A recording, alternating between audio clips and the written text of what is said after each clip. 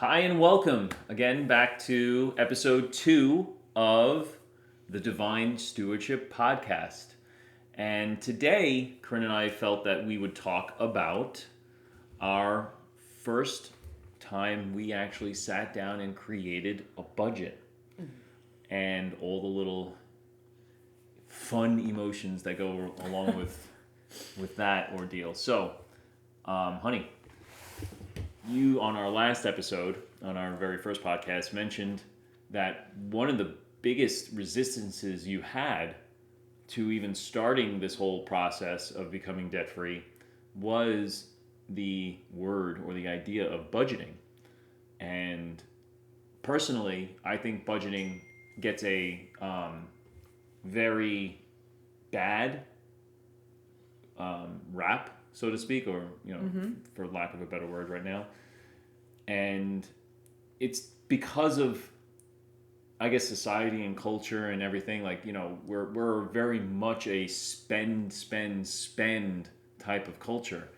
And there isn't necessarily anything wrong with that, because or at least what I've come to learn, and you can, tell me how you feel about this, is budgeting isn't necessarily a restriction, right?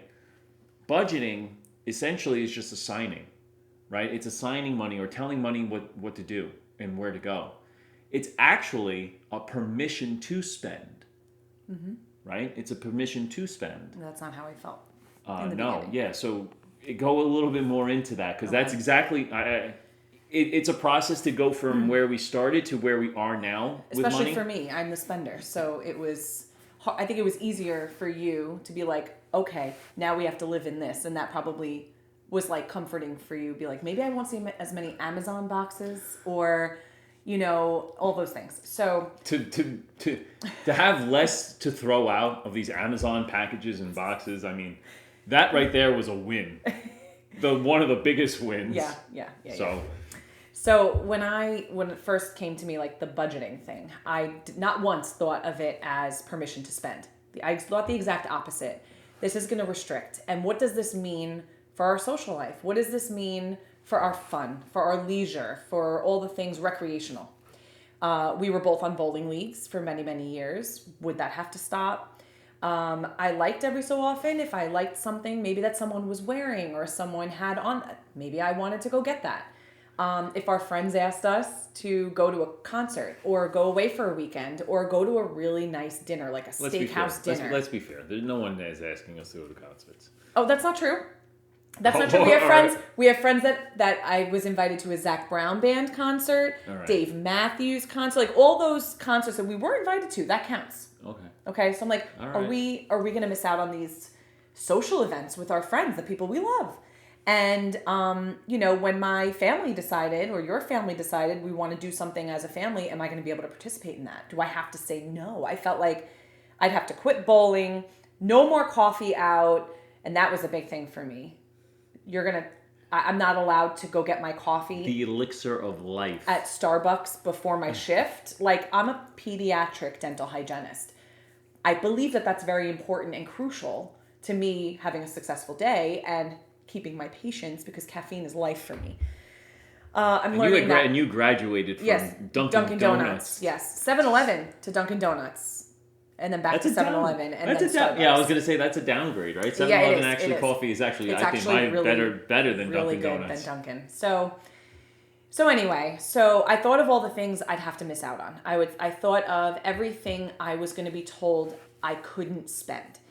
And when we started it actually proved to be the exact opposite. I gave myself that coffee budget. I gave myself clothing budget. And I'm not a big clothing shopper. I actually am not. I'm like, not your typical girl with the bags and the shoes and the clothes. I'm not. No. But I did want to be able. I did want to be able, when I wanted something new or I had a new event to go to, I wanted to be able to go do that. So I found that I put that budget in there. I had my budget for bowling.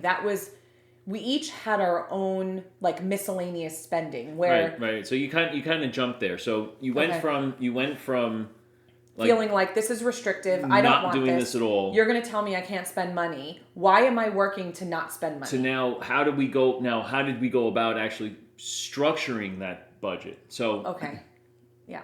So you're right. What you have to start doing is you have to itemize, right? What Corinne was just showing there was you have to go through first. You have to find out currently how much you're bringing in, right? That's your number one thing.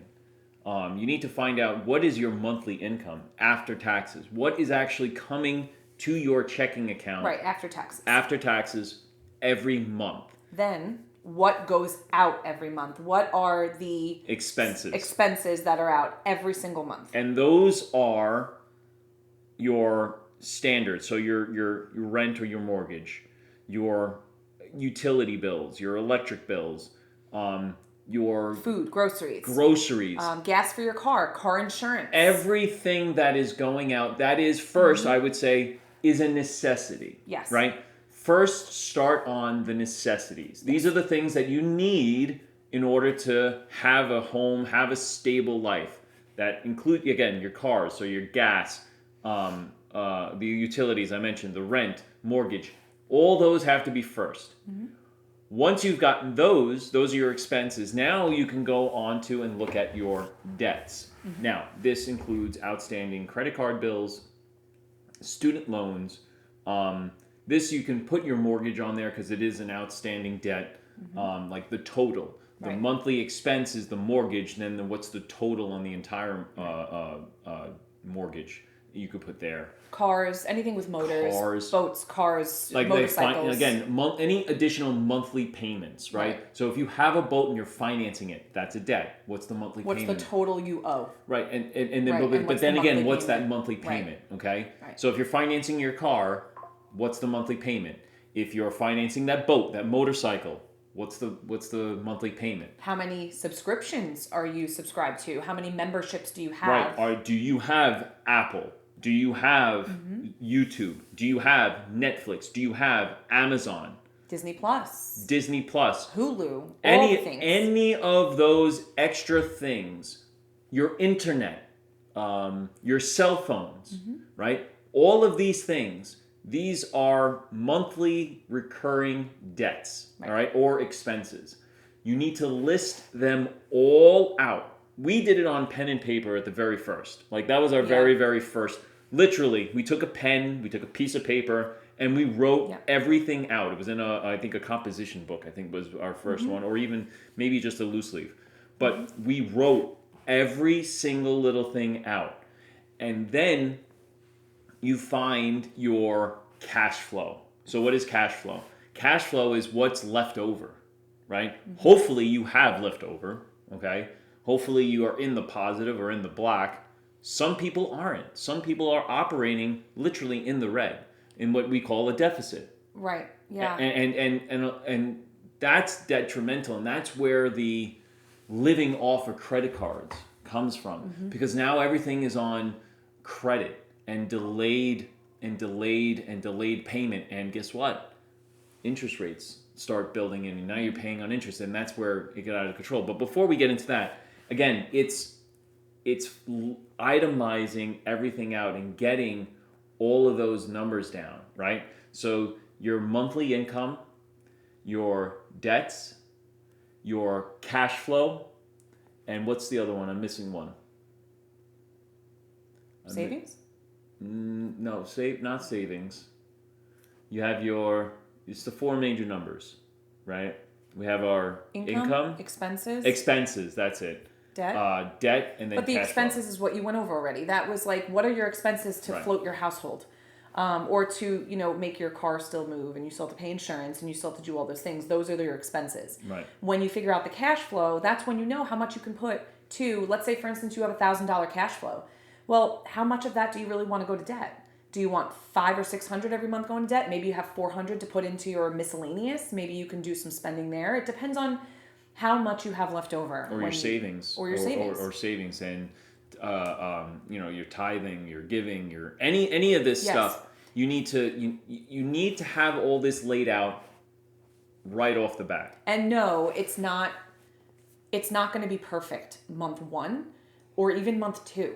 I remember month 3 to 4 being the sweet spot, which, we actually spend that much on groceries. Oh, we actually spend that much on gas for the car. Groceries was huge. Yeah. Or, wow, I actually was spending a lot more on coffee than I thought that I was. Like, all those things are the eye-opening parts of like month 1, month 2. And then it's like, okay, realistically, how much can I keep this budget in? So my groceries, I could get my groceries down to this 100 a month instead of what I was spending. Let me be more intentional with the meals that I'm going to plan.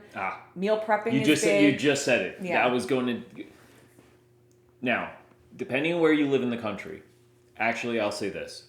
Doesn't matter where you live in the country. It doesn't matter. Doesn't matter where you live in the country, okay? The United States is filled with delicious, delicious food, okay? But here's the thing. Eating out is one of the biggest drains on a family. I'm actually going to stop you right there. If you're listening to this and you're not sold on that, I challenge you for a month to track every single thing that you eat out. And I mean coffee, breakfast before work, lunch while you're at work, grabbing dinner, ordering in, takeout, things like that. Write it all down for 1 month. First, I want you to put like how much you think you spend on eating out each month, and then actually add it up for the full month. Just be diligent for 1 month and watch what it actually is. I thought that because I made food at home. I mean, I did eat out, I did get lunch, I did get coffee, but I never anticipated it was as much as it was. And when I actually added it up, I almost didn't want to share that with him because it was insane. It was insane because of how much everything costs, no matter where you are. And then you're talking about like 10, 8, maybe 6 years ago, 8 to 6 years ago. Okay? Yeah. Okay? Yeah. And how much has the world changed in that time? How much has prices changed? Everything has gone up. Everything has gone up. Okay? So all we're saying is, I would actually say don't think about going ahead that month. Go back a month. So you're not aware of it. But if you use cash and stuff, it's hard to track that. So there were times I used to use I used cash sometimes. Like if I had cash, I used it. But if you're always using your card, go back, check it. Check your credit cards, your debit cards, anything that you have. I would venture out to say do it anyway, and then just tack on like 20 to 50 bucks of cash if you use cash on certain things. And that includes like walking into that gas station and not just paying for your gas, but what did you buy? Did you buy chips? Did you buy candy? Yeah. Did you buy an energy drink? Like it's anything. That's why I would say start tracking it now, because those things are the ones that add up, because it's part of I'm paying for gas. It's part of I went grocery shopping, but I really wanted that, whatever. It's definitely a nice little start to just to be aware. Just to make yourself aware as you're going out and creating that budget. If you've already done the budget, still do this, because it gives you, again, that awareness and maybe a mini challenge to yourself to actually kind of see what it is. I would urge you, if you're really, really trying to figure it out for the first time, don't put any constraints on yourself, because then you're going to artificially change it, although it would come back to you eventually without really, really knowing it. But it's one of those... eating out, it's huge. It's huge. Tackles that so alone, much. That alone gave us so much more cash flow each month. So it actually became a little bit exciting because we were so motivated. It became exciting to like try new recipes and cook at home, and like we were eating really good food. And I know this because when I go back on like my time hop on Facebook, I posted a lot about food because I was trying all these new recipes. I was like venturing out, doing different, and I did not feel like I was deprived, and we still gave ourselves the budget to go out. Right. And we said every few months, me and him would go out to like a nice expensive steakhouse. Yeah. And that's the thing.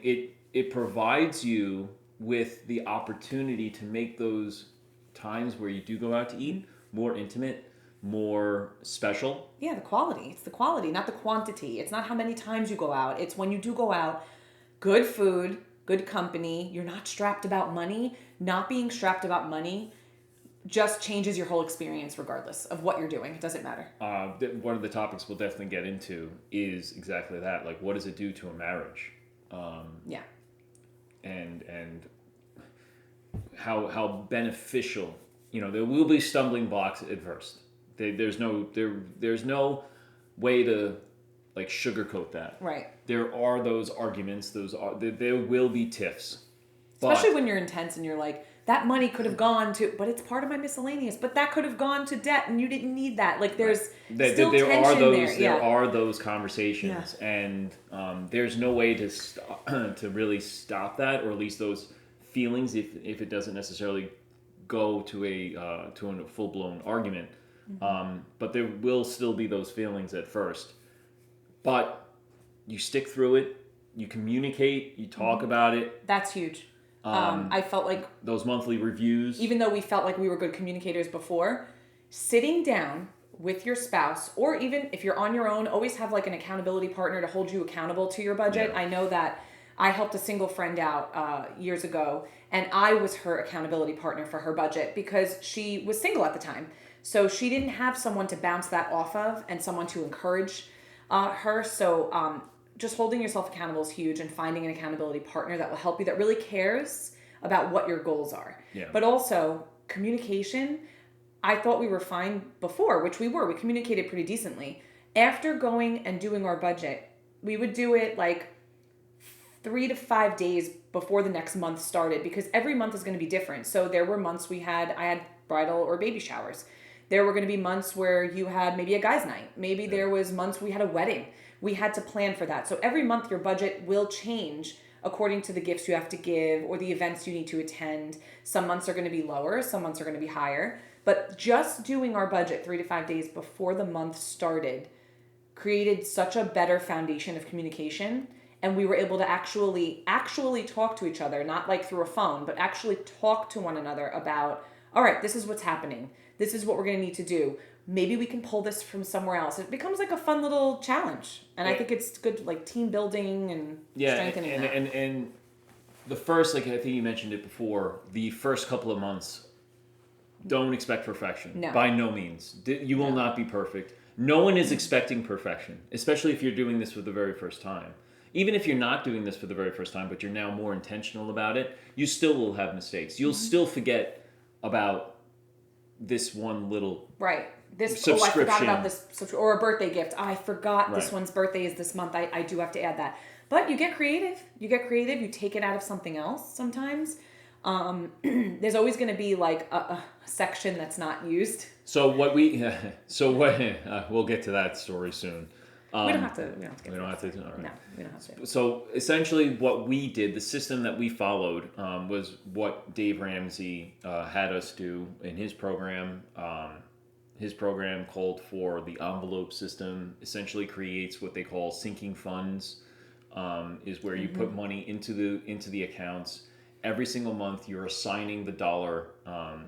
That's where his big app, which we tried to use, but it didn't necessarily really work for us, was his Every Dollar app. When we first got on, it was there. We tried it.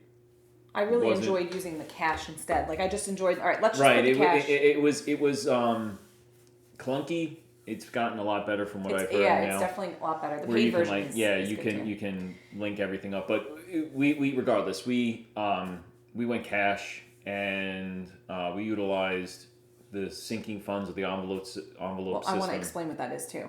So, example of what you would need a sinking fund for is we pay our car insurance every 6 months. So if we are supposed to, I'm just going to throw out there $150 every month, we would throw $150 into that particular envelope that gets stored in a safe place at home. And then at that 6 month mark, we take that cash, go put it in our checking account, pay the bill, and it's done.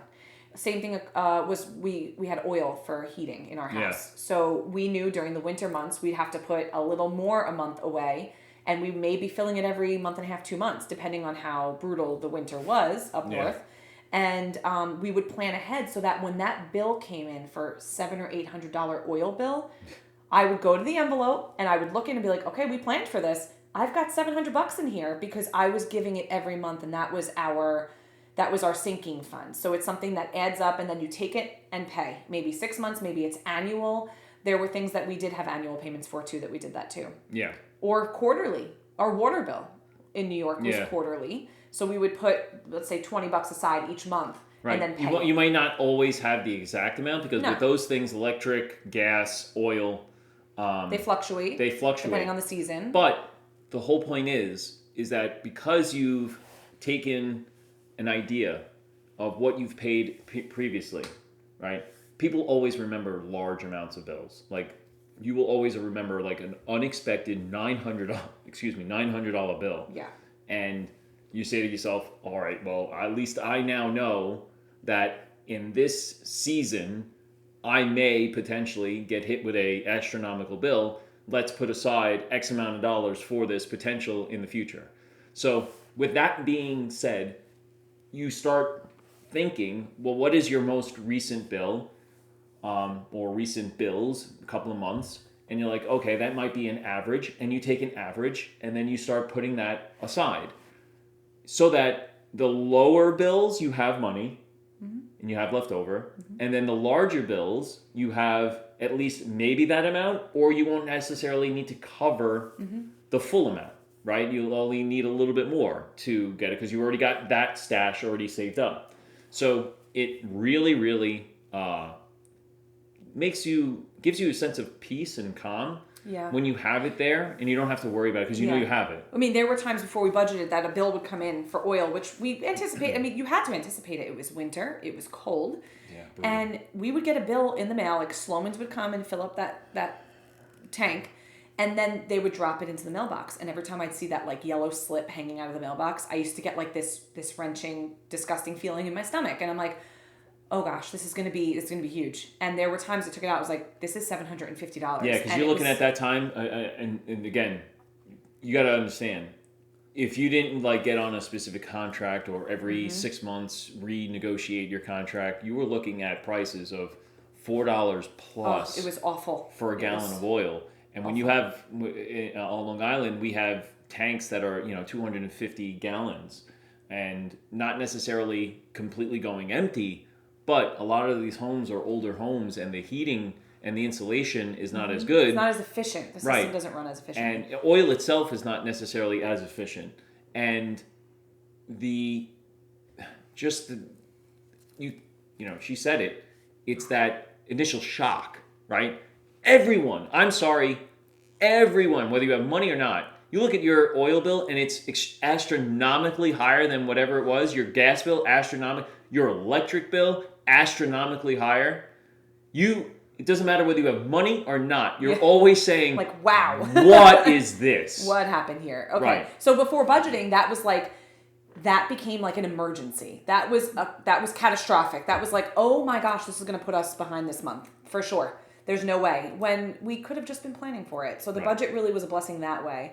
And when the bills came in, that not having that financial burden, knowing what was going to come in, when it was going to come in, knowing that we were prepared for it, relieved a lot of stress. And we didn't have money fights, but the tension of how are we going to make it this month, or do we have to pull from somewhere, or are we going to have any cash flow or whatever, just having that be lifted was huge. And it reflected in the way we were together as a married couple. So I do feel like it's good for not only financially, but it's good for a relationship too. Yeah, no, it's tremendous. So that is your very first.